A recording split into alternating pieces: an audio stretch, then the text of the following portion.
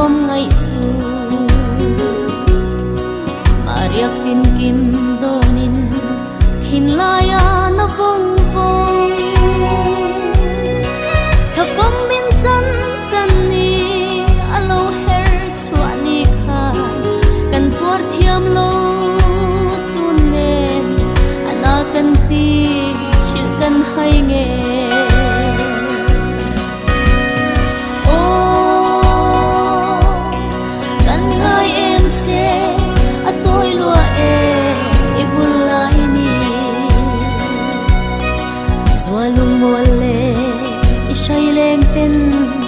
Rapin kan o che kha o thei ni se chel din che kan wa ma sin ma se phong chan dari idang zo lo apoi e mai liam za ire ta mo tha phong chang tu ra thim idau lai khan e chun nun ne chan tu vain ma ten doi runa zalin mo thei top chwain shin mi zinga kir tiang relin ma se idang zaulo thi nanun ro arong lua e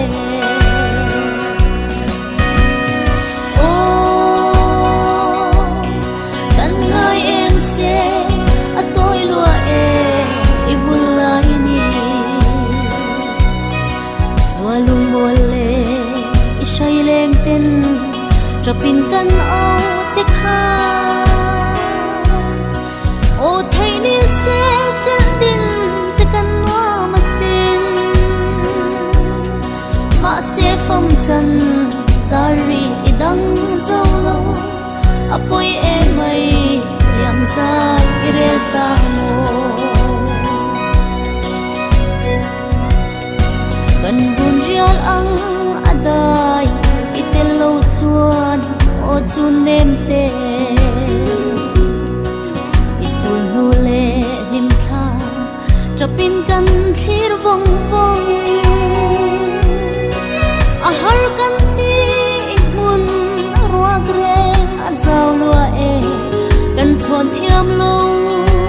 chin lai ilen rual lung du song song te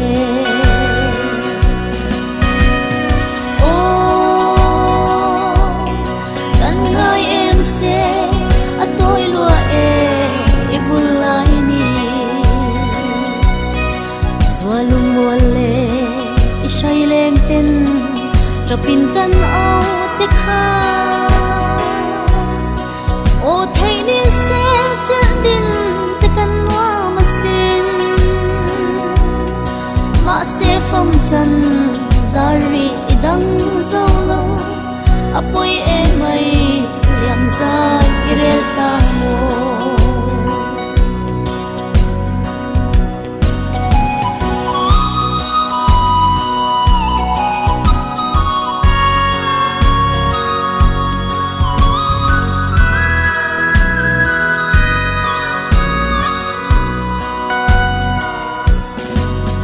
se nang zong tho le na ro pui zo chang to turin lim ten pa ang chunga nat na tuar to lovin idam hen ta amo sing lam ngai lo te in min lo bua kang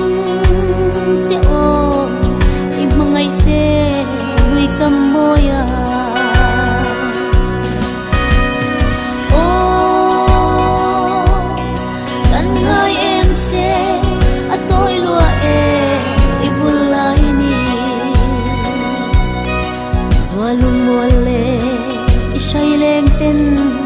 Rapin kan o che kha